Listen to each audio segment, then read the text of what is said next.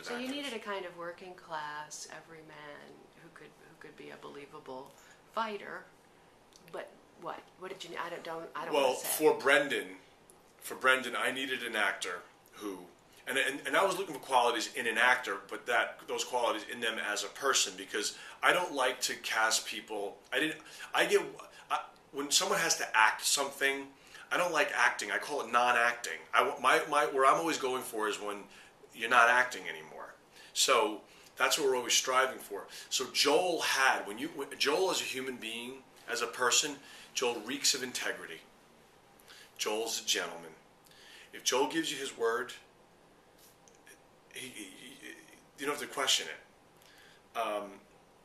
So those qualities I was looking for in the role of Brendan, but I also needed something else. So now you have a guy who's a family man, father, husband, living his higher self, teacher.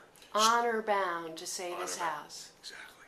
All that. But what else I needed in that role, you can look him and you can go, you know what, I think this guy maybe in his past was a bit of a barroom brawler, tipped him back, was able to use his fists, he had it in him. And so I saw that in Joel. I said he could be this guy, but he had that guy in him back there. But they also both had the alcoholic, battering father, played by Nick Nolte. Yeah. Who was also terrific. And Nick is great. Yeah. We wrote the part for Nick. Nick was cast before when we were writing the movie. He was already playing the dad. And the challenge with Nick was, as I said to him many times, because we lived near each other, I was like, Nick, you're going to play this part, but the heart's got to come out of the table, and you got to reveal it. It's a very courageous role, because I know people know things about Nick. I know he's a very dear friend. You got to reveal it. It's all got to be taken. You got to show all the warts here, and it's going to be painful. He did. He went to really truthful pain. It was hard for him because he wasn't acting. Because I know him so well, and I know his life so well, and he shared with me that we were able to do things. And I didn't write the part for him. I wrote the part. meaning like the guy was the guy, but I knew there were things in that role, in that character, that he can access in his own personal life. Things that I don't need to, that we all know about Nick with his family. He's had, his demons. He's had his own problems with substance abuse and so forth. Yeah. Family things and children, all this stuff. Yeah. So he went to very deep, dark places. And Tom has had issues with that as well, Hardy. It's why I cast Tommy in the part. Tommy, so here's what happened. Tommy came to Los Angeles to audition. I spoke to him. I never met him. I spoke to him on the phone. I'd seen some stuff on video on my computer. And he kept saying to me, I can't audition. I'm gonna tank it. I'm not good at it. I said, just come. You're gonna come up to he was flying in on a Sunday. I said, on Monday, we're gonna have somebody drive you up to my house. We're gonna spend the day together. I'm gonna set up a camera, and we'll do it all day long. Because the studio's not gonna see the bad stuff. I'm only gonna show them the good stuff. You're safe. At midnight on Sunday night, I opened my door.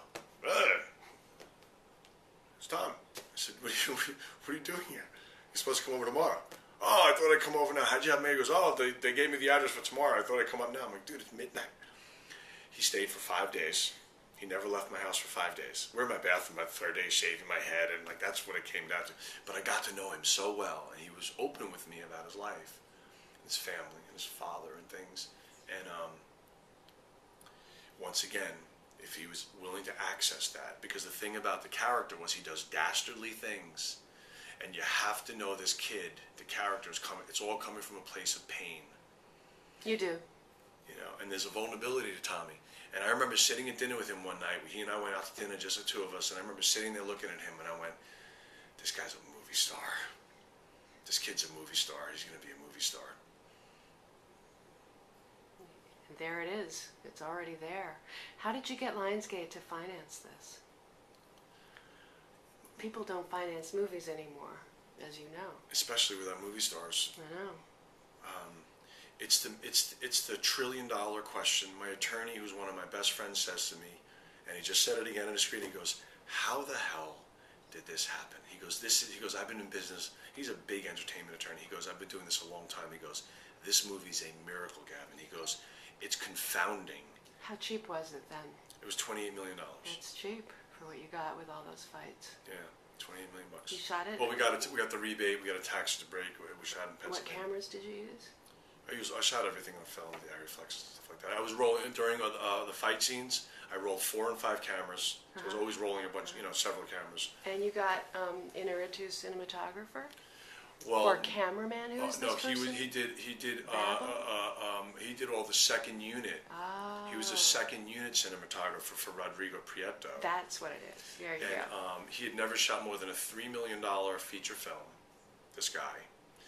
But when you're making a $28 million movie, as you know, you're not going to get an A-list cinematographer because their rates are through the roof. And we couldn't afford the A-list guy. Not only their rates, but their camera package, it's expensive. So usually you get the B-level kind of journeyman DP in those budgets. And there's kind of a reason why guys are journeyman DP. You know what I mean? Like and I didn't want that. So I was calling up all these below-the-line agents going, who are your superstars that no one's ever heard of yet? Send me their reels. I don't want the journeyman guys. Don't even. And I know I'm not getting the A-level guy because we can't afford him. That's smart. And I got all their reels, and I got Tomas's reel. I'm like, I really like this guy. I really like this guy. Studio said no. They kept saying no because he never shot a movie that got distribution here in the States. He shot some commercials, some music videos. After he finished Warrior, so I had 3 interviews with him because he's Japanese and he didn't give a good interview. He came over. He was really polite. He didn't have a lot to say, and he was very Japanese about everything. And I was trying to get answers out of just conversation. But eventually he's not. He's very American in a lot of ways, and he's very witty. He's very tough on his crew in a healthy way. He was a lieutenant like you couldn't ask for. I've never worked with a DP who's faster. He's an artist to the bone. He's brilliant. So he finishes my movie. Joe Carnahan, who I wrote Pride and Glory with, sees my film, and Joe's about to go make The Gray. Joe hires him to shoot The Gray. Go watch what Massa did with The Gray. Brilliant. And then David O. Russell, who's a very dear friend of mine, calls me up. He goes, I hear your boy Massa's really good. I go, yeah. He goes, can I meet him? I said, yup. David O. just hired him. Wow. So how's Massa's 3 movies? That's great. That's a great story. Isn't that beautiful? That's and great. I if I made $100 million movie, I'd hire Massa. He's that good. But in the world that I follow, the online world, Hardy and Edgerton are already stars. Are they really? In the online journalist community. Wow. All the movie websites, all that stuff. They know. But why is that? Why do you think that is? Because, Animal Kingdom was an enormous deal, and based on the movie projects that they've already lined up since they shot this, Right. and they're on big movies. Right. So you're gonna get a lot of coverage.